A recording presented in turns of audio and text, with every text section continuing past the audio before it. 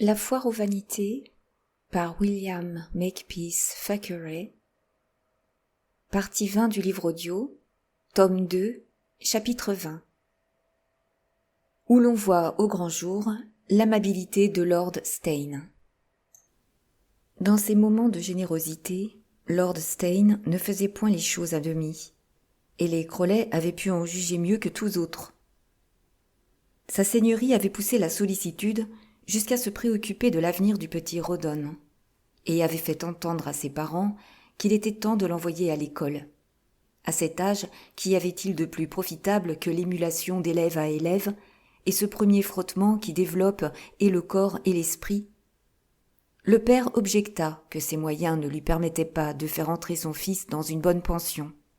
La mère ajouta que Briggs était pour lui le meilleur maître qu'il pût avoir, et qu'elle l'avait poussé déjà assez loin dans l'anglais, le latin et les autres connaissances que l'on pouvait exiger à cet âge-là. Mais les propositions libérales du marquis de Steyne ne laissaient point de place à la réplique. Sa seigneurie était administrateur du fameux collège de Whitefriars, autrefois couvent de moines de l'ordre de Cîteaux.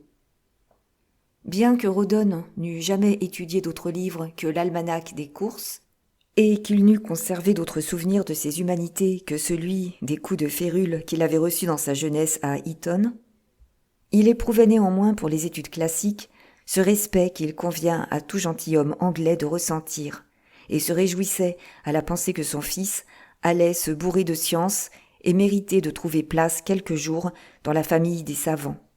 Malgré sa tendresse excessive pour son fils, malgré les 1000 liens qu'il attachait à Roddy, et lui faisait trouver en lui une consolation et une société, le colonel, cependant, consentit, en bon père, à se séparer de lui et à faire le sacrifice de ses affections, de son bonheur, au bien-être et aux intérêts de son fils.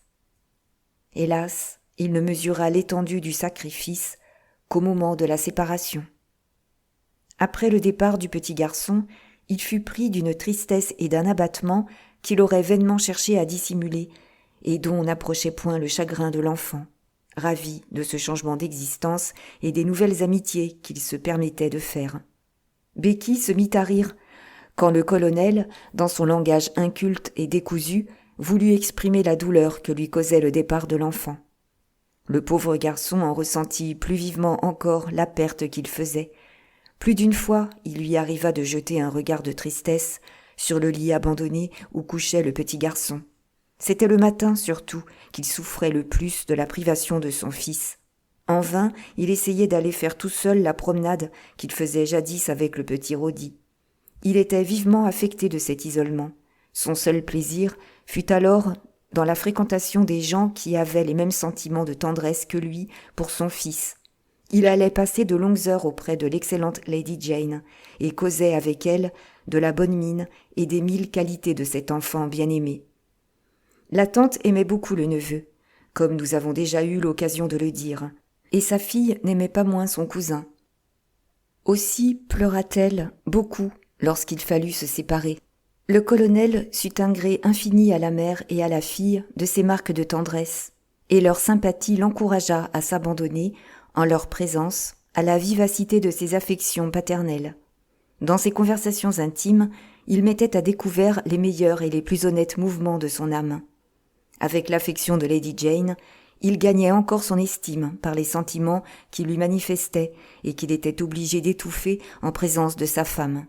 Désormais, les deux belles-sœurs se voyaient le moins possible. Les affectueuses dispositions de Lady Jane ne réussissaient qu'à faire sourire Rebecca, tandis que la nature douce et bienveillante de cette dernière ne pouvait que se révolter d'une sécheresse de cœur aussi grande.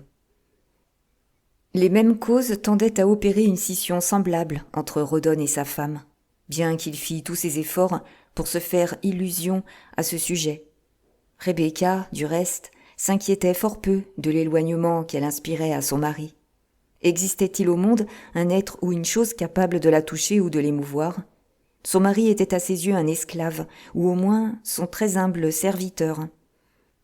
Après cela, qu'il fût triste ou chagrin, elle s'en préoccupait fort peu et l'accueillait toujours avec le dédain sur les lèvres. Sa pensée dominante était de se grandir dans l'opinion du monde et de jouir des plaisirs qu'il peut procurer.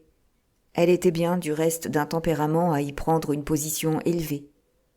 L'honnête Briggs fut chargée de préparer le trousseau du petit Rawdon.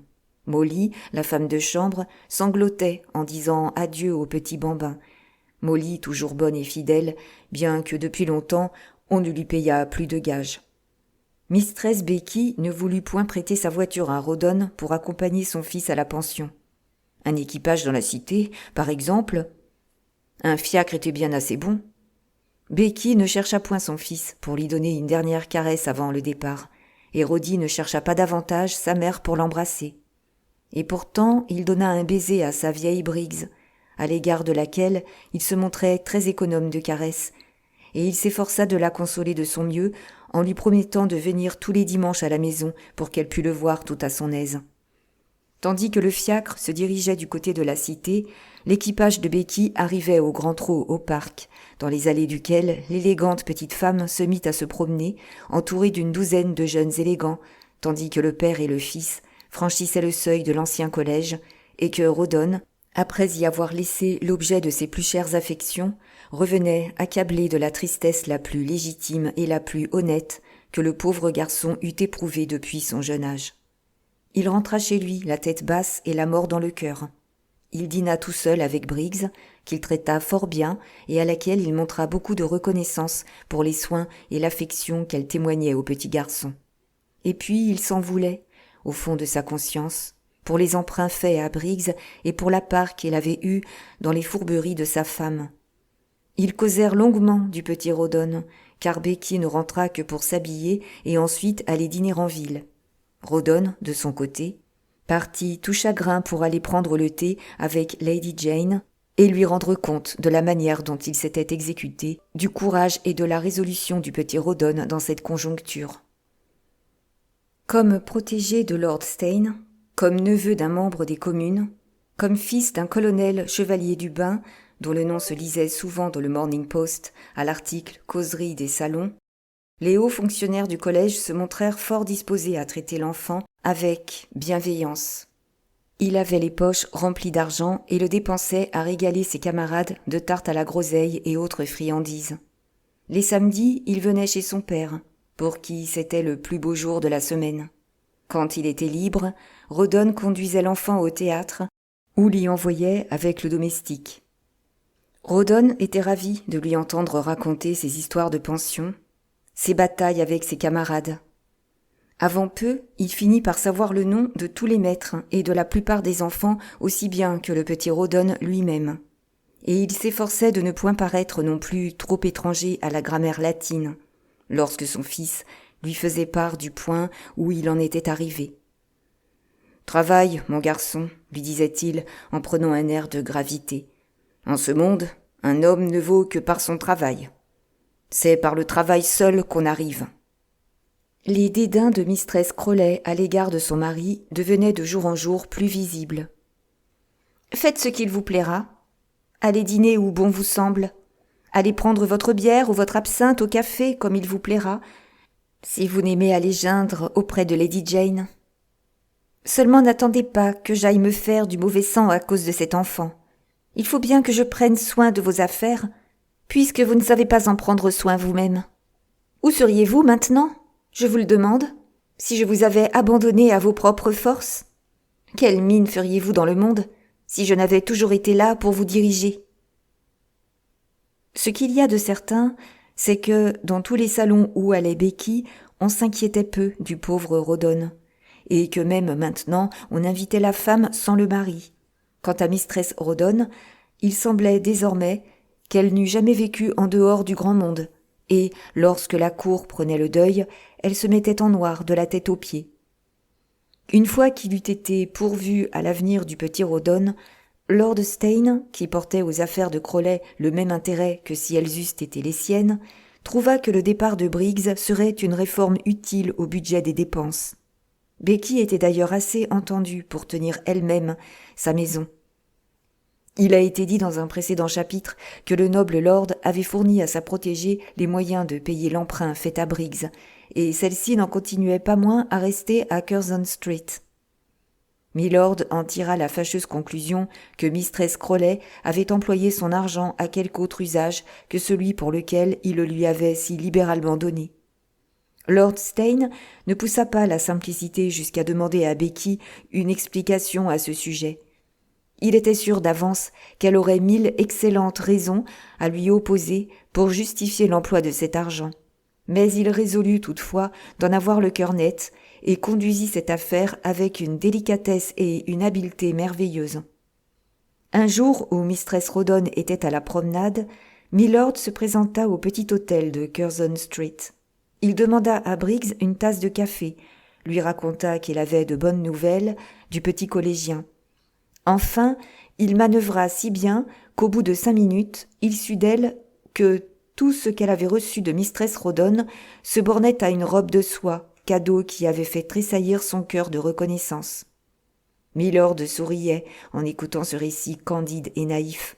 La vertueuse Rebecca lui avait en effet dépeint dans le plus grand détail la satisfaction que Briggs avait éprouvée en recevant son argent, qui se montait à une somme de 1125 livres. Becky lui avait en outre indiqué le placement de cette somme, lui avait exprimé sa douleur d'avoir eu à se séparer d'un aussi joli capital. Qui sait, avait pensé la petite enchanteresse, si Milord ne se laissera point aller à ajouter quelque chose encore. Mais Milord s'était abstenu d'une pareille générosité, persuadé, sans aucun doute, qu'il s'était déjà montré assez libéral. Ces premières confidences excitèrent la curiosité de Milord, qui demanda alors à Miss Briggs des détails sur l'état de ses affaires, et la candide créature fit au noble lord un exposé fidèle de sa situation. Elle ne lui fit grâce d'aucun détail, depuis le legs que lui avait laissé Miss Crowley. Ce qui lui donnait, pour cette partie de son avoir, une entière sécurité, c'est que monsieur et mistress Rawdon avaient bien voulu faire des démarches auprès de Sir Pitt pour assurer, par son entremise, un placement des plus avantageux. Milord demanda à Briggs quel était le chiffre de la somme qu'elle avait ainsi confiée aux mains du colonel. Elle lui dit qu'elle montait à 600 et quelques livres. Mais à peine l'honnête Briggs eut-elle donné tous ces détails à Lord Steyne qu'elle se repentit de son indiscrète franchise et pria Milord de n'en rien dire à M. Crowley. Le colonel était si bon pour elle. M. Crowley pourrait se trouver offensé de son bavardage et lui rendre son argent. Et où trouver alors un placement aussi sûr et aussi avantageux? Lord Steyne lui promit en riant de ne point abuser de ses communications, et lorsqu'il la quitta, il paraissait d'une bonne humeur qui ne lui était pas ordinaire. Quel démon, se disait-il en lui-même, quelle merveilleuse nature pour la comédie et l'intrigue. Il s'en est fallu de bien peu que l'autre jour encore, avec ses cajoleries, qu'elle n'ait réussi à m'arracher de nouveaux subsides. Elle rendrait des points à toutes les femmes de son espèce que j'ai rencontrées dans ma vie, et cependant, j'en ai vu de bien des sortes. Mais tout était bien novice à côté d'elle, et moi-même, je ne suis qu'un enfant, qu'un jouet entre ses mains. Une tête folle qui, avec elle, ne sait plus ce qu'elle fait. Pour l'intrigue et le mensonge, il n'y a personne qu'on puisse lui comparer. Cette nouvelle preuve d'adresse accrut considérablement l'admiration que Becky inspirait au noble lord. Faire donner de l'argent, ce n'était rien, mais en faire donner 2 fois plus qu'on en a besoin et ne payer personne, c'était là le beau, le sublime de la chose. Crowley lui-même, pensait Milord, n'est pas aussi bête qu'il en a l'air. Il a fort bien joué son rôle dans cette intrigue. À l'expression de sa figure, à sa manière d'être, qui aurait pu croire qu'il était pour quelque chose dans tout ce trafic d'argent? Et cependant, c'est lui qui a fait tirer à sa femme les marrons du feu pour en profiter ensuite. Pour nous, qui sommes dans le secret, nous avons pu voir que, sous ce rapport, Milord se trompait singulièrement. Cette croyance, du reste, modifia singulièrement la manière d'être de Milord à l'égard du colonel. Il supprima désormais tous ces semblants d'égards qu'il avait eus jusque-là pour le mari de Becky. Jamais le protecteur de Mistress Crowley n'aurait été s'imaginer que cette petite dame avait gardé l'argent pour elle. Et quant au colonel Crowley, il le jugeait d'après les autres maris qu'il avait rencontrés dans le cours de son existence, si mêlés d'aventures amoureuses. Milord avait acheté tant d'hommes dans sa vie qu'on pouvait bien lui pardonner de croire que le colonel était aussi vénal que les autres.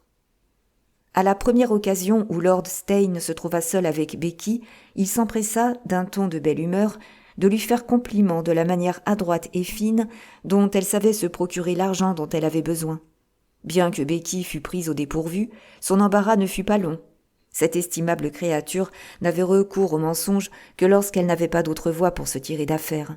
Mais alors, elle s'en acquittait avec le plus parfait aplomb. Au bout d'une seconde, elle avait trouvé une histoire très plausible et des mieux appropriées à la circonstance, qu'elle se mit à débiter à Lord Steyne.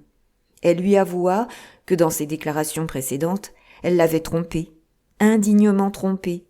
Mais à qui la faute ? « Ah, milord, continua-t-elle, vous ne saurez jamais toutes les tortures, toutes les souffrances qui ont assiégé mon sommeil dans le secret de mes nuits. Devant vous, je suis gaie et joyeuse, mais qui vous dira tout ce qu'il me faut endurer lorsque vous n'êtes plus là pour me protéger ? Mon mari, par les menaces et les traitements les plus barbares, m'a forcé de vous demander cette somme, et, dans la prévision de vos questions à ce sujet, il m'a dicté d'avance ce que j'aurais à vous répondre. Il a pris cet argent que vous m'avez remis, me disant qu'il se chargeait de payer Briggs. M'était-il permis de douter de sa parole ? Pardonnez à un homme aux abois le tort qu'il vous a fait, et prenez en pitié la plus malheureuse des femmes. » En prononçant cette tirade pathétique, mistress Rawdon fondait en larmes. Jamais la vertu persécutée n'avait étalé une douleur aussi séduisante. Le protecteur et la protégée, pendant une promenade en voiture qu'ils firent ensuite à Regent's Park, eurent ensemble une longue conversation dont il est inutile de rapporter ici les détails. Ce qu'il suffit de savoir, c'est qu'en rentrant chez elle, Becky courut à sa chère Briggs avec une figure rayonnante et lui annonça qu'elle lui apportait de bonnes nouvelles. Lord Steyne était bien le plus noble et le plus généreux des hommes. Il ne cherchait que les occasions et les moyens de faire le bien.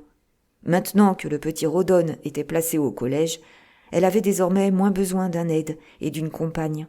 Son cœur saignait à la pensée de se séparer de sa chère Briggs, mais l'économie la plus stricte lui était imposée par les difficultés de sa position. Ce qui adoucissait ses regrets, c'était la pensée que sa chère Briggs allait, grâce à la générosité de Lord Steyne, se trouver dans une position bien préférable à celle qu'elle pouvait lui offrir dans sa modeste demeure.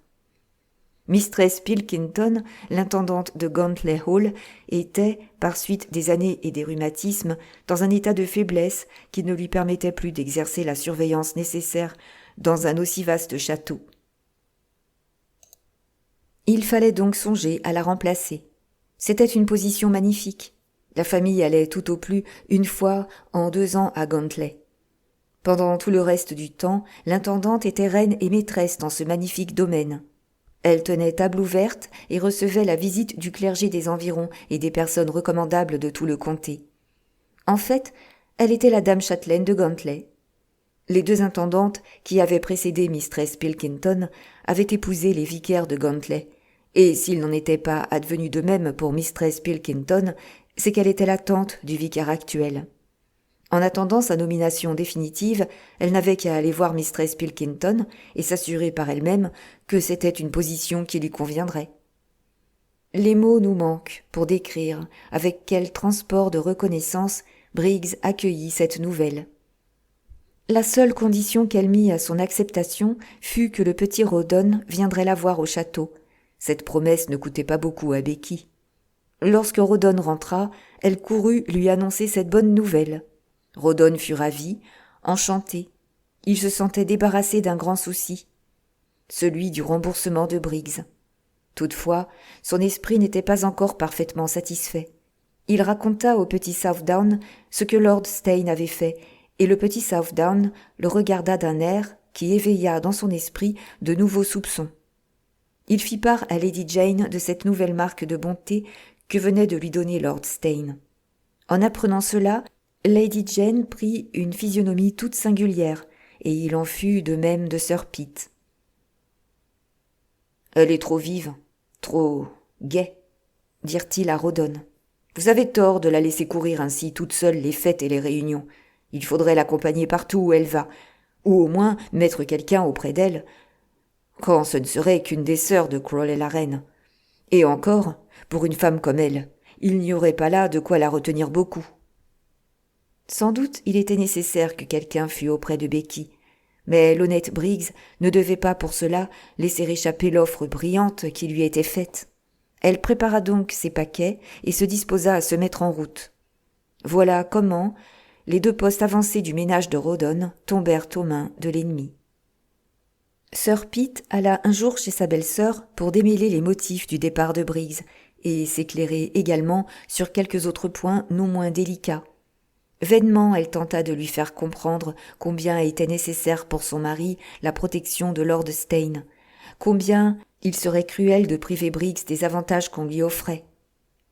Les cajoleries, les sourires, les caresses de Becky ne purent avoir raison de Sir Pitt, et il eut quelque chose de fort semblable à une querelle avec Becky, pour laquelle il professait naguère encore une si haute admiration.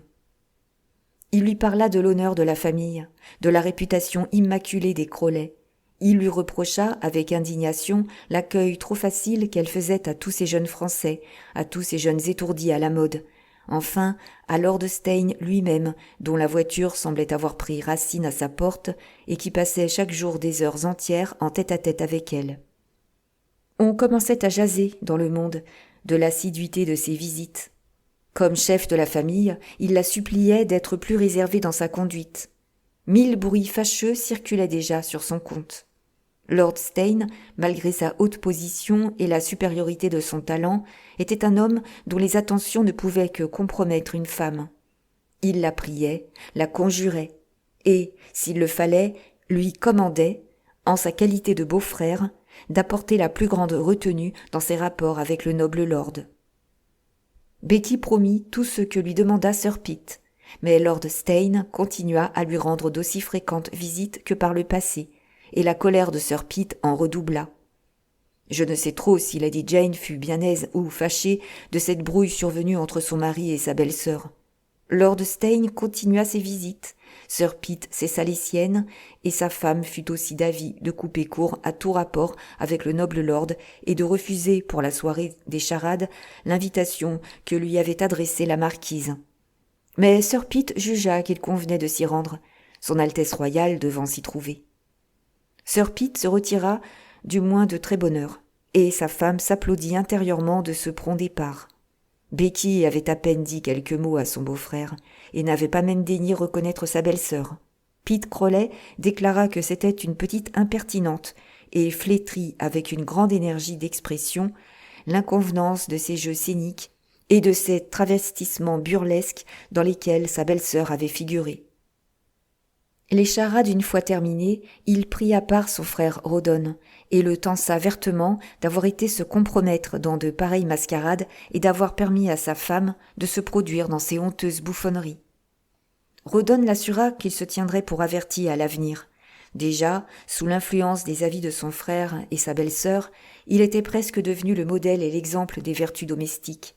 Il avait abandonné le club et le billard et ne quittait plus la maison. Il accompagnait Becky dans toutes ses promenades en voiture, et, coûte que coûte, il la suivait dans tous les salons. Toutes les fois que Lord Steyne faisait sa visite à Curzon Street, il était sûr d'y rencontrer le colonel. Quand Becky voulait sortir seule, ou qu'elle recevait des invitations sans qu'il y en eût pour son mari, celui-ci y mettait un veto absolu. Et dans ces occasions, la voix du colonel prenait une expression qui commandait l'obéissance. La petite Becky paraissait charmée de ce redoublement de galanterie de la part de Rawdon, et si parfois il était grondeur, elle ne lui rendait point la pareille.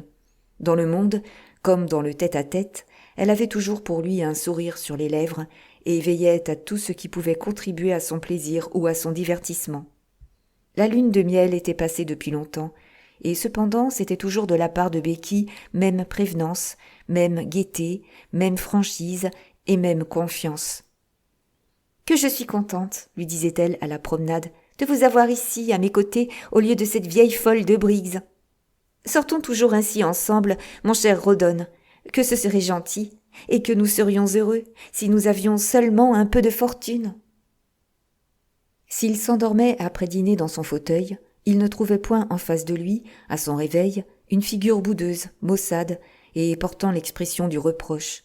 Sa femme, au contraire, lui envoyait ses plus frais et ses plus caressants sourires, puis le couvrait de baisers et de tendresse. Alors, il ne s'expliquait plus les soupçons qui avaient pu naître dans son cœur. Des soupçons ? Oh, jamais. Ces doutes absurdes, ces craintes aveugles n'étaient que les fantômes d'une jalousie ridicule. Elle l'aimait avec ce même amour passionné qu'elle lui avait toujours témoigné. Et, si elle marchait au milieu des triomphes du monde, il ne fallait en accuser que la nature, qui l'avait faite pour attirer les cœurs partout où elle se présentait. Y avait-il une femme capable de causer, de chanter ou de faire quoi que ce soit comme elle ? Ah, si seulement, se disait alors Rawdon. Elle avait un peu de tendresse pour son fils. Mais la mère et le fils n'avaient point une inclination bien vive l'un pour l'autre. Ce fut au milieu de ces incertitudes et de ces anxiétés que survint l'incident mentionné au dernier chapitre, et que l'infortuné colonel se trouva retenu prisonnier loin de chez lui. Chapitre 21. Délivrance et catastrophe. Nous avons laissé l'ami Rawdon dans un fiacre, se rendant, en compagnie de M. Moss, à cette maison trop hospitalière dont les portes s'ouvrent spontanément à bien des gens qui s'en passeraient volontiers. Les premiers rayons de l'aube commençaient à dorer le faîte des cheminées de Chancery Lane lorsque le roulement du fiacre éveilla les échos d'alentour. Un petit juif, à la chevelure aussi rutilante que le soleil levant, introduisit la compagnie dans l'intérieur de la maison. M. Moss fit à Rawdon les honneurs de ce manoir, et lui demanda obligeamment s'il ne désirait pas quelque chose de chaud après cette course matinale. Le colonel était loin d'être aussi consterné de l'aventure que bien d'autres l'eussent été à sa place, en se trouvant dans une maison de détention, sous les grilles et les verrous, au sortir d'un palais rempli des femmes les plus séduisantes. Rawdon, il est vrai, avait déjà été plusieurs fois le pensionnaire de M. Moss. Si nous n'avons pas cru nécessaire de mentionner dans le cours de ce récit ces petites misères de la vie domestique, c'est qu'il n'y a là rien que de très vulgaire pour un gentleman qui mène grand train sans un sou de revenu. Lors de sa première visite à M. Moss, le colonel était encore garçon et avait dû sa délivrance à la générosité de sa tante. La seconde fois, la petite Becky l'avait tiré des griffes des recors, grâce aux ressources de son esprit et de son bon cœur ordinaire. Elle avait emprunté une partie de l'argent au petit lord Southdown et, à force de cajolerie, avait obtenu du marchand de châles, bijoux, robes et lingerie qu'il se contenterait, pour le reste, d'un billet à longue échéance, souscrit par Rawdon. Dans ces deux circonstances, Rawdon avait été pris et relâché avec toute espèce d'égard, et il avait été l'objet de la plus stricte politesse. Aussi Moss et le colonel étaient-ils dans les meilleurs termes l'un à l'égard de l'autre. « Vous allez retrouver, colonel, votre ancienne chambre et tout le reste en parfait état », disait, en homme qui sait vivre, le recors à son prisonnier. « On a toujours eu soin de la tenir bien aérée et de n'y mettre que des gens comme il faut. L'avant-dernière nuit, elle était occupée par l'honorable capitaine Famish, du 5e dragon. Au bout de 15 jours, sa tante l'en a fait sortir. C'était, disait-elle, pour le mettre à la raison qu'elle l'avait fourré ici. Mais en attendant, il m'était drôlement. Je vous le promets, mon champagne a la raison. Tous les soirs, il y avait gala. On arrivait de tous les clubs de la capitale et on faisait sauter crânement les boutons de champagne. Et il venait de bons diables, je vous en réponds, et auquel un verre de vin ne fait pas peur. Mistress Moss tient toujours sa table d'hôte à 5h30. On fait ensuite de la musique où l'on joue aux cartes. Dans le cas où vous voudriez bien nous faire l'honneur de votre présence... C'est bon, je sonnerai si j'ai besoin de vous, dit Rawdon, et il alla tranquillement se coucher. Comme vieux soldat, il ne se laissait point abattre par les revers de la fortune. Un homme d'un caractère moins aguerri, et par conséquent de moins de sang-froid, aurait envoyé une lettre à sa femme au moment même où on lui mettait la main sur le collet. Mais, pensa Rawdon, à quoi bon aller troubler son sommeil ? Elle ne s'apercevra seulement pas si je suis ou non rentré. Il sera assez tôt de la prévenir lorsqu'elle aura dormi, et moi aussi.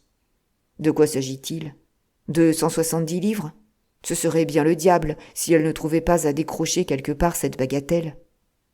Ce fut au milieu de ses réflexions, et après avoir donné sa dernière pensée au petit Rawdon, que le colonel s'endormit dans ce lit dont le capitaine Famish avait été le dernier occupant. Il était 10 heures environ lorsqu'il se réveilla. Le petit garçon aux cheveux rouges lui apporta, avec une sorte de fierté enfantine, un nécessaire en argent pour se faire la barbe. Le manoir de M. Moss, bien qu'ayant un aspect un peu sombre, ne manquait pas cependant d'un certain air de splendeur. On remarquait sur les étagères de vieux plateaux en argent qui avaient leur éclat, des porte-liqueurs auxquels on pouvait faire le même reproche, des boiseries jadis dorées et sur lesquelles pendaient des rideaux de satin d'un jaune fané qui servaient à cacher à l'œil les barreaux des fenêtres. Sur les murailles, de grands cadres écornés et dédorés entouraient des paysages et des sujets de sainteté. Le déjeuner du colonel lui fut apporté dans cette argenterie noire et splendide dont nous venons de parler. Miss Moss, jeune fille aux yeux vifs et encore tout empapillotée, demanda avec un sourire au colonel, en lui présentant la théière, s'il avait passé une bonne nuit. Elle lui donna aussi le Morning Post, où se trouvaient les noms de tous les grands personnages qui avaient figuré la nuit précédente à la fête de Lord Steyne. On y faisait un brillant éloge de cette fête et du succès qu'avait obtenu la belle et charmante mistress Rawdon Crawley dans les différents rôles qu'elle avait remplis.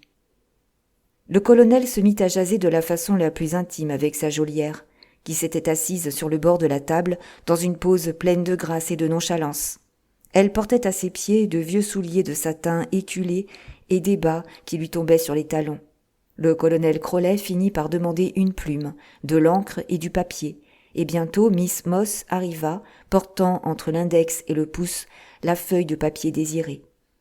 Combien de pauvres diables avaient tracé à la hâte sur ces petits carrés blancs les formules de supplication les plus ardentes, et, se promenant de long en large dans ce détestable repère, avait attendu avec impatience le messager chargé de la parole de délivrance. Qui n'a reçu de ces lettres dont le pain à cacheter est, encore humide, dont chaque mot est l'expression d'une âme mortifiée et malheureuse? Rawdon, du reste, n'éprouvait aucune inquiétude sur le sort de sa missive. « Chère Becky, écrivait-il, j'espère que vous avez bien dormi. Ne vous tourmentez pas si je ne vous ai pas apporté votre café ce matin. La nuit dernière, comme je m'en revenais avec mon cigare, il m'est arrivé un accident. J'ai été coffré par Moss de Cursitor Street. Et c'est sous les lambris dorés de son splendide salon que je vous écris la présente, de ce même salon où je me suis trouvé dans la même position il y a 2 ans. Miss Moss m'a apporté le thé. Elle a pris beaucoup d'embonpoint. Suivant son ordinaire, elle a toujours ses bas sur les talons. Il s'agit du billet de Nathan. Il y en a pour 150 livres sterling, 170 avec les frais. Envoyez-moi mon nécessaire et des habits. Je suis en chaussons de bal et en bas de soie blanc, c'est-à-dire dans le même état que ceux de Miss Moss. Vous trouverez dans les tiroirs du secrétaire 70 livres. Vous n'aurez qu'à aller en offrir 65 à Nathan en lui demandant un renouvellement. Promettez-lui de prendre du vin. Nous en trouverons bien toujours le placement dans nos dîners. Mais point de tableau, surtout. Il les vend trop cher. S'il ne veut pas se prêter à cette combinaison, cherchez dans vos hardes ce que vous pouvez vendre. Il faut absolument avoir réuni cette somme ce soir. D'abord parce qu'il n'est pas fort agréable de demeurer ici, et puis ensuite parce que c'est demain dimanche, sans compter que les lits ne sont pas très propres, et qu'en outre cela pourrait donner des idées aux autres créanciers. Je suis bien aise que cette aventure ne soit pas tombée le samedi de sortie de Rawdon. Je vous embrasse bien. Tout à vous. R.C. P.S. Ne tardez pas trop à venir. Cette lettre écrite et cachetée fut portée par un de ces messagers qui sont toujours à attendre dans le voisinage de l'établissement de M. Moss. Tranquille désormais de ce côté, Rawdon descendit dans le préau, où il fuma son cigare avec un grand calme d'esprit. Il calcula qu'il fallait bien 3 heures à Becky pour mener à bonne fin cette négociation et faire ouvrir les portes de sa prison. Ce temps s'écoula pour lui de la manière la plus agréable, à fumer, à lire le journal et à boire à la cantine avec un de ses amis, le capitaine Walker, qui se trouvait dans le même cas que lui. Ces 2 messieurs se livrèrent aux cartes, un terrible assaut, dans lequel les chances restèrent égales des 2 côtés. Les heures se passaient pourtant sans que Rawdon vît revenir son ambassadeur, et Becky n'arrivait pas davantage. À l'heure ordinaire de 5h30, la table d'hôte de M. Moss fut servie pour ceux des locataires de la maison qui avaient de quoi payer leur écho. Ils se réunirent dans le splendide salon, dont nous avons déjà parlé, et avec lequel communiquait la chambre temporairement occupée par M. Rawdon. Miss Moss, qui alors s'était débarrassée de ses papillotes, fit les honneurs d'un gigot de mouton bouilli au navet, et le colonel en mangea de très bon appétit. On lui proposa ensuite, pour fêter sa bienvenue, de faire sauter le bouchon d'une bouteille de champagne. Il s'y prêta de très bonne grâce. Les dames burent à sa santé, et Miss Moss lui lança une œillade des plus gracieuses. Au milieu du repas, on entendit retentir la sonnette de la porte. Le jeune garçon aux cheveux rouges se leva pour aller répondre, et il annonça, en revenant, que l'ambassadeur de Rawdon lui avait rapporté un paquet avec une lettre qu'il remit à son adresse. « Ne vous gênez pas, colonel, je vous prie, » dit M. Moss, en accompagnant ses paroles d'un signe de la main. Le colonel ouvrit la lettre d'une main tremblante. C'était un charmant petit billet sur papier rose parfumé, avec un joli cachet de cire verte. « Mon pauvre bichon, » écrivait mistress Crowley, « je n'ai pu fermer l'œil de la nuit, ne sachant ce qu'était devenu mon vieux monstre. Je n'ai pu prendre un peu de repos qu'après avoir envoyé chercher ce matin M. Blanche, car je grelottais la fièvre. Il m'a prescrit une potion et a défendu à Finette qu'on me dérangeât sous quelque prétexte que ce fût. C'est ainsi, mon beau mari, que votre messager, qui a bien mauvaise mine, à ce que dit Finette, et qui sent le genièvre, a été obligé d'attendre dans l'antichambre jusqu'au moment où j'ai sonné. Jugez, mon pauvre mari, dans quel état m'a mise votre lettre presque indéchiffrable. Toute malade que j'étais, j'ai envoyé aussitôt chercher une voiture, et à peine habillée, sans avoir le courage de prendre mon chocolat, car je n'ai de plaisir à le prendre que lorsque c'est mon vieux monstre qui me l'apporte. Je me suis fait conduire au galop chez Nathan. Je l'ai vu. J'ai eu beau pleurer, gémir, me jeter à ses pieds, rien n'a pu attendrir cet homme exécrable. Il lui fallait tout son argent, disait-il, ou autrement, il était décidé à retenir mon vieux monstre en prison. Alors je suis rentrée, avec l'intention d'aller faire une triste visite à ma tante, pour aller mettre entre les mains de cette chère tante, avec ce qui s'y trouve déjà, les hardes et les bijoux qu'il me serait possible de réunir. Le bélier de Bulgarie était chez moi avec Milord. Il venait me complimenter du talent que j'avais montré dans mon rôle. Paddington n'a pas tardé à les suivre, puis Champignac, puis son ambassadeur, chacun m'apportant ses compliments et ses fadeurs. J'étais à la torture, soupirant après le moment où je serais débarrassée de ces importuns, et comptant les minutes qui prolongeaient la captivité de mon pauvre prisonnier. Quand ils ont été partis, je me suis jetée aux pieds de Milord. Je lui ai dit que nous allions tout engager et les supplier de me prêter 200 livres. Il s'est mis à jurer et à tempêter comme un furieux, et m'a dit de ne pas faire la sottise de rien mettre en gage, en m'assurant qu'il aviserait à me venir en aide. Là-dessus, il est parti, en me promettant qu'il m'enverrait demain matin ce dont j'avais besoin. J'attends l'exécution de sa promesse pour aller trouver mon vieux monstre et lui porter un baiser bien tendre. De son affectionnée, Becky. P.S. J'écris dans mon lit car j'ai la tête et le cœur bien malades. Lorsque Rawdon eut terminé cette lettre, sa figure se couvrit d'une telle rougeur, ses regards devinrent si farouches que le reste des convives ne douta pas un moment que cette missive renfermât de mauvaises nouvelles. Tous les soupçons contre lesquels il avait lutté jusqu'alors vinrent de nouveau assaillir son esprit. Elle n'avait pas su aller vendre ses bijoux, et elle trouvait le temps de faire des gorges chaudes sur les compliments et les flatteries qu'elle recevait pendant qu'il était en prison. En cherchant bien, ne pourrait-il pas découvrir quelle main l'avait poussé sous les verrous ? Wenham était avec lui au moment de son arrestation, et alors, il frémissait de s'arrêter à de pareils soupçons. Il quitta la salle à manger, l'esprit tout en désordre, et courut s'enfermer dans sa chambre. Il ouvrit son pupitre, fit courir sa plume sur le papier sans trop savoir ce qu'il écrivait, et envoya ces quelques lignes à Sir Pitt ou Lady Crowley, et chargea le même commissionnaire de les porter sur le champ à Gaunt Street, de prendre un cabriolet au besoin. Il y avait une guinée pour lui, s'il lui rapportait la réponse avant 1 heure.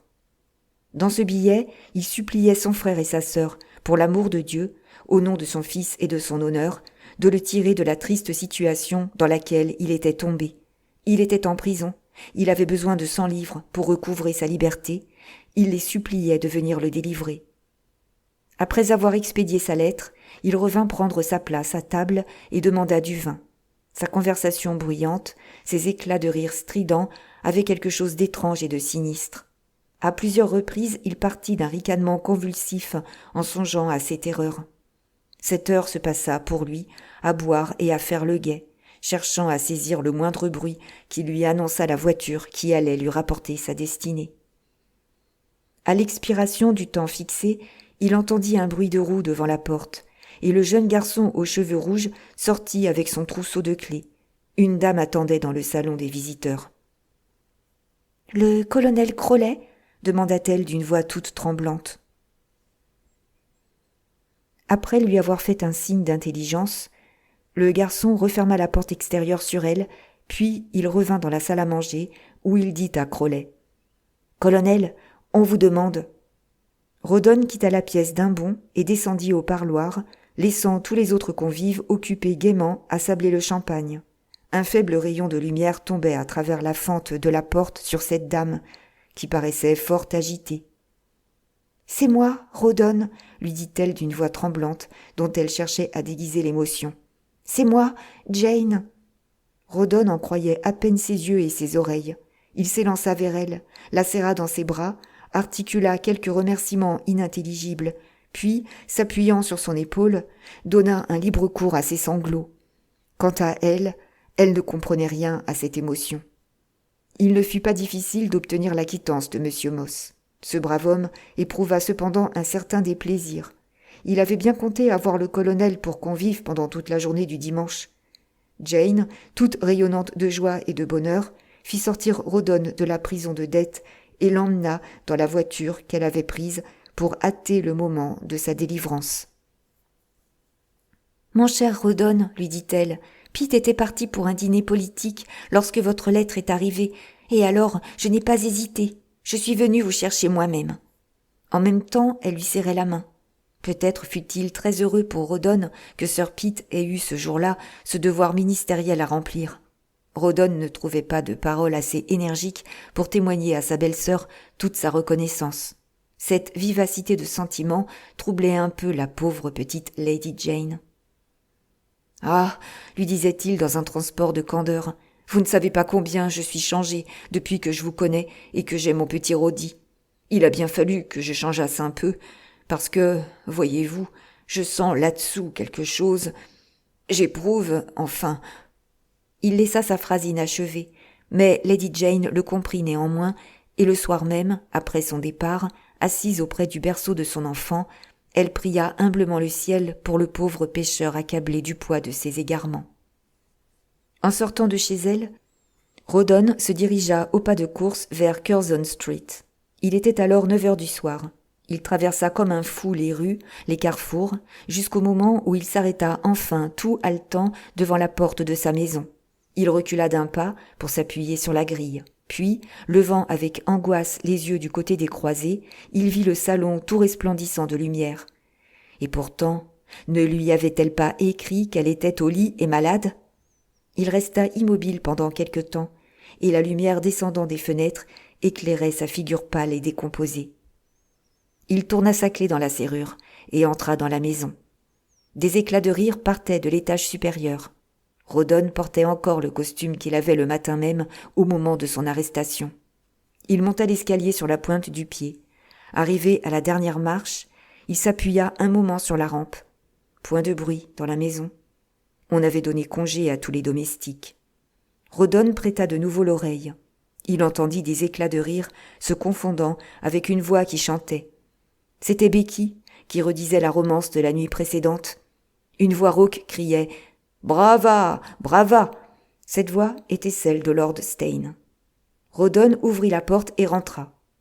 Il vit au milieu de la pièce une petite table dressée, un souper servi, des vins, de l'argenterie. Lord Steyne était étendu sur le sofa et Becky assise à côté de lui. L'épouse coupable portait une toilette ravissante de coquetterie et de volupté. Sur ses bras, à ses doigts, étincelaient les bracelets et les bagues. À son corsage brillaient les diamants que Lord Steyne lui avait donnés. Le noble lord tenait une de ses mains dans la sienne et se penchait pour y déposer un baiser.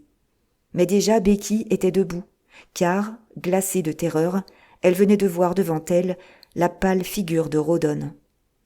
Puis aussitôt, elle essaya de sourire comme pour fêter la venue de son mari. Mais ce fut seulement une horrible contraction dans les traits de son visage. Lord Steyne se leva aussi, en grinçant des dents, la face livide, les regards bouleversés, la fureur dans les yeux. Lui aussi essaya de rire. Il fit un pas en avant et tendit la main à Rawdon. « Ah, vous voilà de retour. Et comment vous portez-vous, colonel ?» La figure de Lord Steyne était affreusement contractée, bien qu'il s'efforçât de faire bon visage à l'indiscret qui troublait la fête. En voyant l'expression peinte sur la figure de Rawdon, Becky s'était élancée au-devant de lui. « Je suis innocente, Rawdon !» s'écriait-elle. « Devant Dieu, je vous le jure, je suis innocente !» En même temps, elle se suspendait à ses mains, au pan de son habit, et ses bagues et ses bracelets étincelaient à l'éclat des lumières. « Je suis innocente, je suis innocente ! Dites-lui donc que je suis innocente !» s'écriait-elle de nouveau en se tournant vers Lord Steyne. Mais lui, pensant qu'il était victime d'un guet-apens, était aussi furieux contre la femme que contre le mari. « Vous, innocente !» hurlait-il, avec d'épouvantables jurements. « Vous, innocente, lorsque tous ces bijoux que vous avez sur le corps, je les ai payés jusqu'au dernier. Vous, innocente, lorsque je vous ai compté plusieurs milliers de livres sterling que ce misérable partageait avec vous, et dont il a déjà mangé sa part. Innocente, oui, à la façon de votre mère, cette vertu d'opéra, ou de votre escroc de mari. Ne croyez pas m'intimider, comme cela vous a réussi auprès de beaucoup d'autres. Allons, monsieur, laissez-moi passer. » Lord Steyne saisit en même temps son chapeau. Ses yeux lançaient des éclairs et jetaient à son ennemi des regards insultants. Il se dirigea en même temps vers Rawdon, ne doutant pas que ce dernier ne se hâtât de lui livrer passage. Mais Rawdon, se précipitant sur lui, le saisit par la cravate, et Lord Steyne, à moitié suffoqué, s'affaissa sur lui-même sous la pression de cette vigoureuse étreinte. « Vous mentez comme un chien, lui dit Rawdon. Vous mentez comme un lâche et un infâme. » Et en même temps, du revers de sa main, il frappa le noble père sur les 2 joues et l'envoya, à quelques pas de lui, retomber tout sanglant sur le plancher. Tout ceci s'était fait avant même que Rebecca eût le temps de s'interposer. Malgré la crainte qui faisait fléchir tous ses membres, elle admirait cependant son mari dans sa vigueur, dans son énergie et dans son triomphe. « Approchez, lui dit Rawdon. Aussitôt, elle obéit. « Retirez tout ceci. » Elle se mit à défaire les bracelets qu'elle avait au bras, les bagues qui garnissaient ses doigts, sa main pouvait à peine les contenir. Alors, elle leva les yeux vers son juge, comme pour l'interroger du regard. « Jetez-moi par terre tous ces bijoux du diable, lui dit-il. Elle les laissa tomber à ses pieds. Rawdon lui arracha encore la broche qu'elle portait au corsage, et la lança à la tête de Lord Steyne. La broche fit au front du noble lord une large entaille dont il conserva la marque jusqu'à sa mort. « Suivez-moi, dit Rawdon à sa femme. « Ah, ne me tuez pas, Rawdon, lui dit-elle d'une voix suppliante. Il se mit à ricaner d'un rire étrange et sauvage.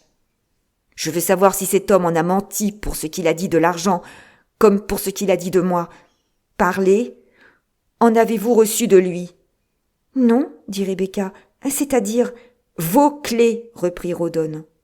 Et ils sortirent ensemble. Rebecca lui avait donné ses clés, à l'exception d'une seule, espérant qu'il n'y ferait pas attention. C'était la clé du petit pupitre qu'Amélia lui avait donné autrefois et qu'elle tenait soigneusement cachée. Rawdon ouvrit toutes ses boîtes, bouleversa toute sa garde-robe, jeta pêle-mêle sur le plancher tous les chiffons qui s'y trouvaient renfermés. Enfin, il trouva le pupitre et força sa femme à l'ouvrir. Ce pupitre renfermait ses papiers à elle, des lettres d'amour déjà anciennes, toutes sortes de petits bijoux et d'objets à l'usage des femmes. Il contenait aussi un portefeuille rempli de banknotes, dont la date remontait déjà, pour quelques-uns, à une 10aine d'années. Mais, dans le nombre, il s'en trouvait un tout récent, le billet de 1000 livres que Lord Steyne lui avait donné. « C'est lui qui vous l'a donné ?» demanda Rawdon. « Oui, répondit Becky. Il l'aura aujourd'hui même. » fit Rawdon, car déjà le jour commençait à poindre, plusieurs heures s'étant écoulées dans ses recherches minutieuses. « Avec le reste, je m'arrangerai pour payer Briggs. qui a montré tant de tendresse à l'enfant, et pour acquitter les autres dettes. Quant au surplus, vous me ferez savoir où il faudra vous l'adresser. Il me semble, Becky, que vous auriez bien pu prendre sur cette réserve 100 livres sterling pour me tirer de prison, moi qui ai toujours partagé avec vous. « Je suis innocente, » répétait Becky. Mais, sans daigner ajouter un mot, Rawdon la laissa seule. Les premiers feux du soleil pénétraient alors dans la chambre, où cette femme se trouvait comme frappée d'immobilité. Ils éclairaient ses malles ouvertes, ses hardes dispersées dans tous les coins de la pièce, ses robes, ses plumes, ses écharpes, ses bijoux, monceaux de vanité qui n'offraient plus qu'un triste spectacle de ruines et de débris. La chevelure de Becky tombait en désordre sur ses épaules, sa robe était arrachée à la place qu'occupait sa broche de diamants. Elle avait entendu Rawdon descendre les escaliers, elle l'avait entendu refermer la porte sur lui. Elle savait qu'il ne reviendrait plus, qu'il était parti pour toujours. Songeait-il à commettre un suicide ? Non, pas du moins tant qu'il ne se serait pas battu avec Lord Steyne. Alors les pensées de cette malheureuse se reportèrent sur sa vie passée, sur les vicissitudes qu'elle avait traversées. Que de misère et de lutte pour aboutir à l'abandon et au désespoir. Il ne lui restait plus que le poison pour en finir avec toutes ses espérances, ses intrigues, ses dettes, ses triomphes.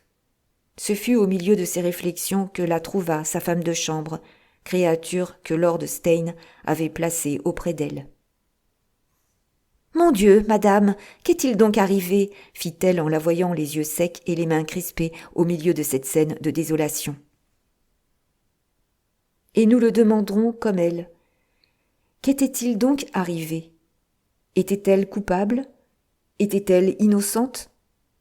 Innocente, elle l'était, à l'en croire, du moins. Mais comment supposer que la vérité pût se trouver sur de pareilles lèvres ? Comment croire, en cette circonstance, à la pureté de ce cœur si dépravé ? Sa femme de chambre tira ses rideaux et insista avec un air d'intérêt et de sollicitude pour qu'elle se mît au lit, ce qu'elle finit par faire. Puis cette femme passa dans l'autre pièce et rassembla tous les bijoux qui jonchaient le sol depuis le moment où Rebecca s'en était dépouillée sur l'ordre de son mari et où Lord Steyne s'était échappé de la maison. Chapitre 22. Le lendemain de la bataille. La maison qu'habitait Sir Pitt Crawley dans Great Gaunt Street était au milieu de ses préparatifs du dimanche, lorsque Rawdon, toujours dans le même costume de bal qu'il n'avait pas quitté depuis 2 jours, heurta en passant la femme qui balayait l'escalier et entra précipitamment dans le cabinet de son frère. Lady Jane, en peignoir du matin, était à l'étage supérieur dans la chambre des enfants, occupée à surveiller leur toilette. Puis, prenant ses petits êtres sur ses genoux, elle leur faisait réciter leurs prières. Elle ne négligeait jamais de leur faire remplir régulièrement ce pieux devoir, avant la prière en commun, présidée par Sir Pitt lui-même, et à laquelle assistaient tous les gens de la maison. Rawdon s'assit près du bureau du baronnet, où se trouvaient des brochures, des lettres disposées avec un ordre parfait, des paperasses, des imprimés soigneusement étiquetés, des cartons pour les factures et les correspondances. On voyait encore sur le bureau une Bible, le Quarterly Review, l'annuaire de la cour. On s'apercevait que tout cela avait passé sous l'œil du maître. Au premier coup de 9 heures que sonna la grande pendule en marbre noir, Sir Pitt apparut sur le seuil de la porte de son cabinet, frais comme une rose, le menton bien rasé. On eût dit une figure de cire plantée sur une cravate à l'empois. Ses cheveux étaient peignés, pommadés et parfumés.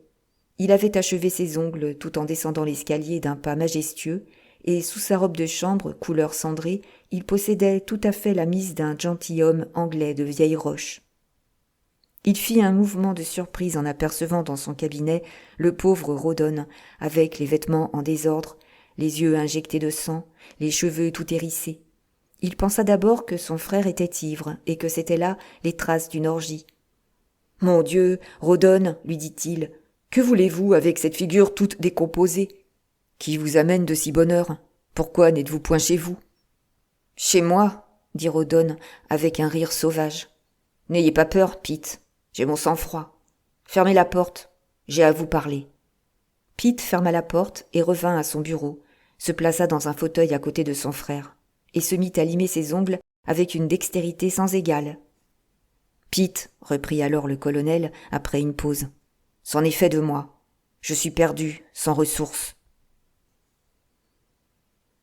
C'est la fin que je vous avais toujours prédite, s'écria le baronnet d'un ton bourru et en battant le rappel avec ses ongles, dont le poli lui paraissait désormais satisfaisant. Vous ne viendrez pas me dire que je ne vous ai pas averti. Il m'est impossible de rien faire pour vous. Tout mon argent est engagé. Les 100 livres à l'aide desquelles Jane vous a tiré de prison, je les avais promises pour demain à mon homme d'affaires, et leur absence va me jeter dans un grand embarras. Ce n'est pas qu'en ce qui dépend de moi, je refuse de vous venir en aide, mais pour ce qui est de payer vos créanciers, c'est tout comme si je m'engageais à acquitter la dette publique. Ce serait une folie sans nom. Tâchez de vous arranger avec eux. C'est triste, j'en conviens, pour une famille, mais cela se voit tous les jours. La semaine dernière, George Kitley, fils de Lord Bugland, a fait une convention de ce genre, et le voilà, comme on dit, blanchi à neuf, et cela sans bourse déliée pour son père. Ainsi donc. Ce n'est point d'argent qu'il s'agit, fit Rawdon d'une voix rauque. Je ne viens point vous parler de moi, et vous ne pouvez douter du motif qui m'amène. Qu'y a-t-il donc ? Dit Pete en respirant plus librement. C'est pour mon fils que je viens réclamer votre appui, fit Rawdon, d'une voix émue. Promettez-moi d'avoir soin de lui quand je n'y serai plus. Votre chère femme a toujours été bien bonne pour lui, et il l'aime plus que ça. Damnation sur cette femme. Tenez, Pete, vous savez que j'étais destiné à avoir un jour l'héritage de Miss Crowley. Mais on m'a encouragé dans mes extravagances et dans ma paresse, et sans cela, j'aurais été un homme tout autre. Au régiment, je ne me suis pas encore acquitté trop mal de mon affaire. Et quant à cet héritage, vous savez comment je l'ai perdu, et où il est passé. Après les sacrifices que j'ai faits pour vous, l'assistance que je vous ai donnée, répliqua Sir Pete, une pareille allusion me semble déplacée dans votre bouche. C'est à vous, et non à moi, qu'il faut vous en prendre. Tout est fini de ce côté, dit Rawdon. Tout est fini maintenant. Il prononça ces paroles avec un sourd frémissement qui fit tressaillir son frère. « Mon Dieu, y a-t-il quelqu'un de mort ?» demanda Pete avec un accent de pitié et d'inquiétude. « J'en aurais terminé avec la vie, » continua Rawdon sans prendre garde à ses paroles. « Si ce n'avait été mon petit Roddy. Je me serais déjà coupé la gorge après avoir tué ce misérable gueux. » Toute la vérité se dévoila alors à Sir Pete, et il comprit que c'était à la vie de Lord Steyne que Rawdon en voulait. Le colonel fit alors à son frère, d'une voix brève et émue, le récit de toute cette affaire. « C'était, lui dit-il, un complot tramé entre elle et lui. Les records auxquels j'étais signalé m'ont arrêté au moment où je sortais de chez lui. Alors, je lui ai écrit de m'envoyer de l'argent. Elle m'a répondu qu'elle était malade, au lit, et m'a engagé à attendre jusqu'au lendemain. Et en rentrant à l'improviste, je l'ai trouvée couverte de diamants de la tête aux pieds, en compagnie de cette infâme. » Alors, il lui dépeignit, au milieu de l'agitation la plus vive, sa lutte avec Lord Steyne, et montra à son frère qu'après ce qui s'était passé, il ne restait pas deux partis à prendre. Par conséquent, il devait se tenir prêt pour la rencontre qui ne pouvait manquer d'avoir lieu. « Et comme le dénouement peut m'être fatal, fit Rawdon d'une voix émue, et que mon fils n'a point de mère, c'est sous votre garde, c'est sous celle de Jane que je le remets. Et assurément, vous le traiterez comme s'il était votre enfant. » Le frère aîné se sentit profondément touché. Il serra la main de Rawdon avec une cordialité qui ne lui était pas ordinaire. Et Rawdon essuya du revers de sa main ses paupières humides. « Merci, frère, lui dit-il. J'ai maintenant votre parole, et cela me suffit. »« C'est un engagement d'honneur, » répondit le baronnet. Rawdon tira alors de sa poche le petit portefeuille qu'il avait trouvé dans le pupitre de Becky et dont il sortit un paquet de billets de banque. « Tenez, dit-il à son frère avec un amer sourire. « Voici 600 livres pour Briggs, qui a toujours été si bonne pour l'enfant. Vous ne me croyez pas si riche, n'est-ce pas ? C'est l'argent qu'elle nous avait prêté. Je me suis toujours senti mal à l'aise en recevant l'argent de cette pauvre femme.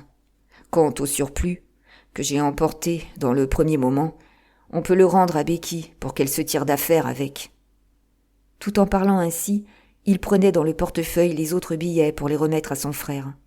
Mais ses mains tremblaient si fort, il était si ému que le portefeuille lui échappa et qu'il en sortit le billet de 1000 livres, la plus terrible et la dernière des pièces accusatrices qu'il déposait contre Becky. Pete se baissa pour le ramasser, tout étonné de l'importance de la somme. « Celui-là me regarde, » dit Rawdon. « Je compte bien loger une balle dans la tête du propriétaire de ce chiffon. » Il goûtait une joie intérieure en pensant à la satisfaction qu'il aurait à mettre ce billet en guise de bourre par-dessus la balle avec laquelle il voulait tuer le marquis. Ensuite, les deux frères se serrèrent une dernière fois la main et se séparèrent. Lady Jane, ayant appris que le colonel se trouvait dans le cabinet de son mari, attendait dans la pièce voisine l'issue de leur entretien avec la plus vive anxiété. La porte de la salle à manger ayant été laissée entr'ouverte comme par hasard, elle put voir les deux frères sortir du cabinet. À ce moment, elle s'avança, tendit la main à Rawdon, et lui dit que c'était bien à lui de venir leur demander à déjeuner. Bien qu'à sa longue barbe, à sa figure bouleversée, au sombre regard de son ami, elle put juger que ce n'était point de déjeuner qu'il avait été question entre eux. Rawdon s'excusa sur un engagement antérieur. Il serra fortement la petite main que sa timide belle-sœur lui tendait, et Jane le suivit d'un regard plein de compassion, en voyant à ses traits qu'il s'agissait de quelque grand malheur. Mais il partit sans prononcer un mot, et Sir Pete n'entra avec elle dans aucune explication. En quittant Great Gaunt Street, toujours en proie à la même agitation, Rawdon se dirigea vers Gaunt House et fit gémir le lourd marteau qui étale sur la porte cochère sa tête de méduse. À ses coups redoublés accourut une espèce de silène à la figure enluminée, à la veste rouge galonnée d'argent, qui remplissait dans l'hôtel les fonctions de portier. Cet homme, épouvanté du désordre qui régnait dans la tenue du colonel, lui barra le passage comme s'il eût craint que cet étrange visiteur ne voulût forcer l'entrée. Mais le colonel lui présenta une de ses cartes et lui ordonna de la remettre à Lord Steyne, en lui faisant remarquer qu'elle portait son adresse et en lui disant qu'il serait toute la journée à partir d'1 heure à Regent Club et que c'était là, et non chez lui, qu'il fallait aller le chercher quand on voulait le trouver. Cet homme, à la face rubiconde, regarda partir le colonel avec des grands yeux surpris et étonnés, comme firent les passants qui, dans leurs habits de dimanche, commençaient à remplir les rues dès cette heure matinale. Le gamin, avec son air mutin et joyeux, l'épicier qui bâillait sur sa porte, le cabaretier qui fermait ses volets pendant la durée du service, croyaient voir quelque fou échappé de Bedlam, et les quolibets pleuvaient sur l'infortuné au moment où, arrivant enfin à la station des voitures, il se décida à prendre un fiacre et dit au cocher de le conduire à la caserne de Knightsbridge. Les cloches se répondaient de tous les points de la capitale lorsque Rawdon arriva au terme de sa course. Et, s'il s'était rendu compte de ce qui se passait autour de lui, il aurait reconnu Amelia, qu'il avait vue autrefois, se dirigeant de Brompton vers la paroisse de Russell Square. Les écoliers se rendaient en rang à l'église, et dans les faubourgs, les rues et les voitures étaient remplies de gens qui allaient chacun du côté où les appelait le plaisir. Le colonel était en proie à de trop vives préoccupations pour remarquer ce mouvement. En arrivant à Knightsbridge, il alla droit à la chambre de son vieil ami et camarade le capitaine Mac Murdo, et fut fort satisfait de le trouver à la caserne.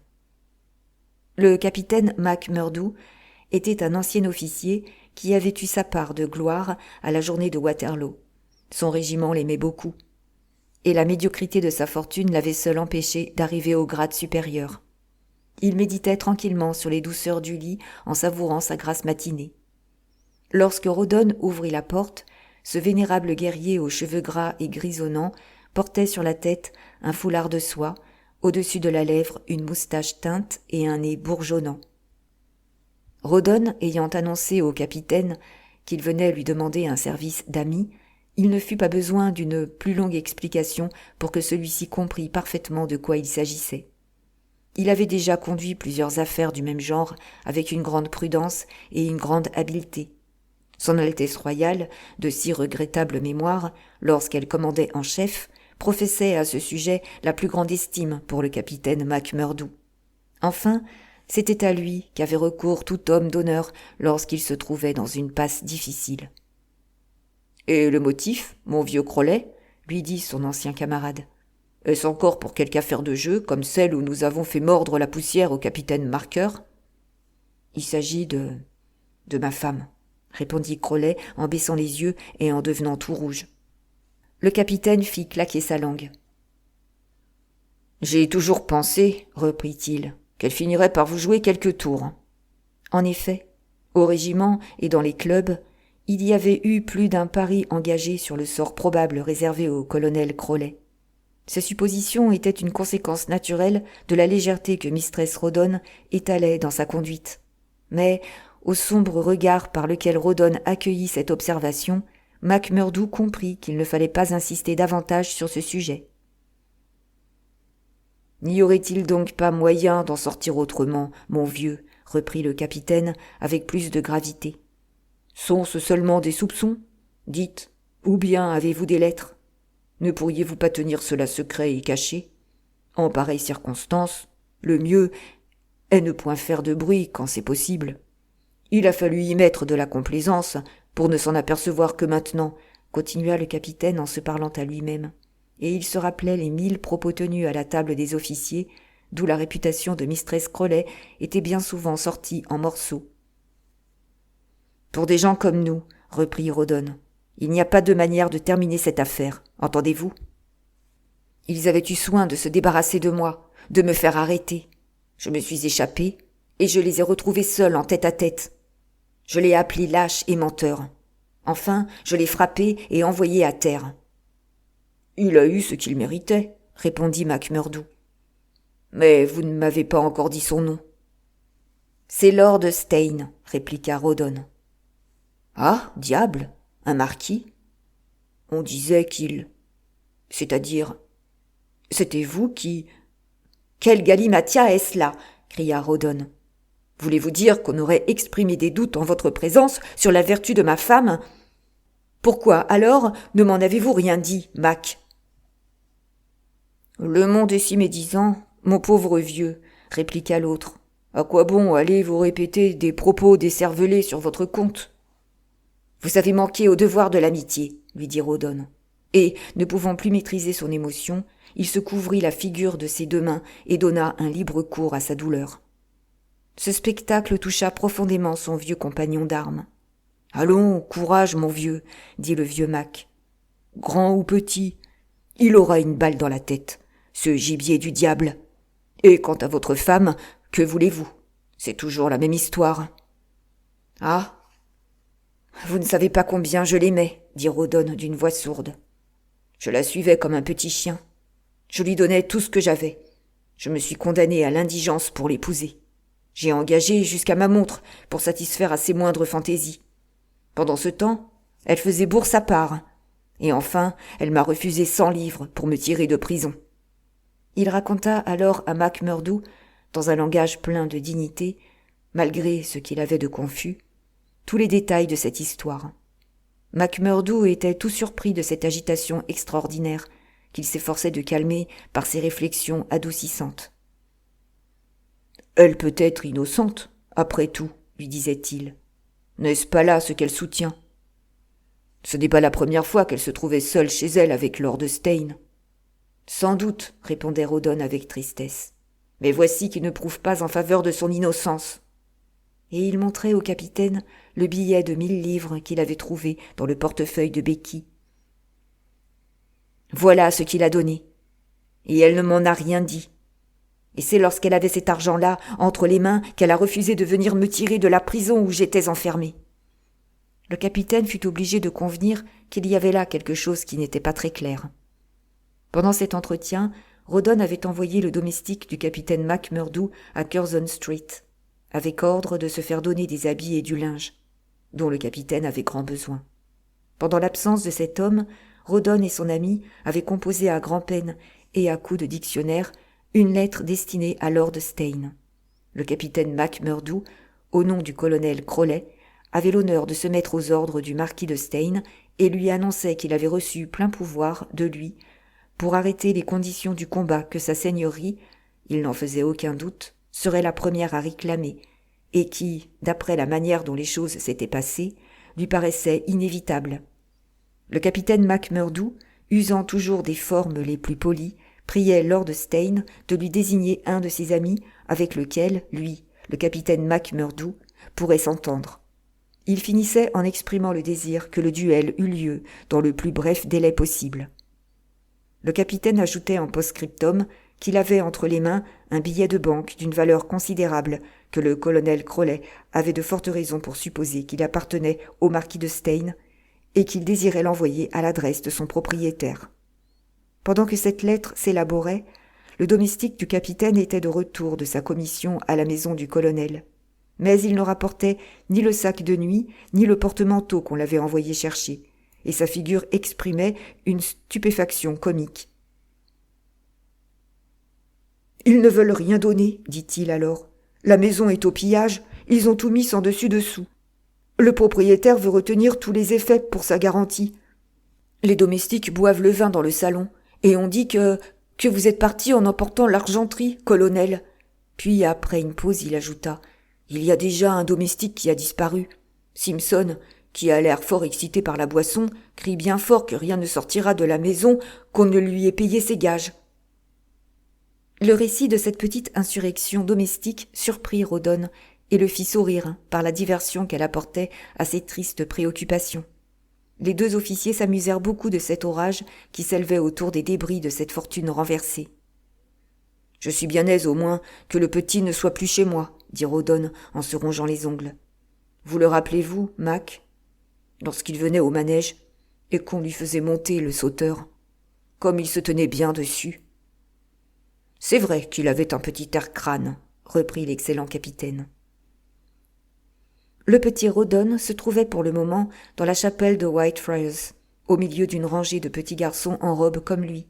Et certes, il n'écoutait pas le sermon avec grande attention, mais il pensait bien plutôt à sa sortie du samedi suivant, calculant que son père viendrait le chercher comme d'habitude et le mènerait peut-être au spectacle.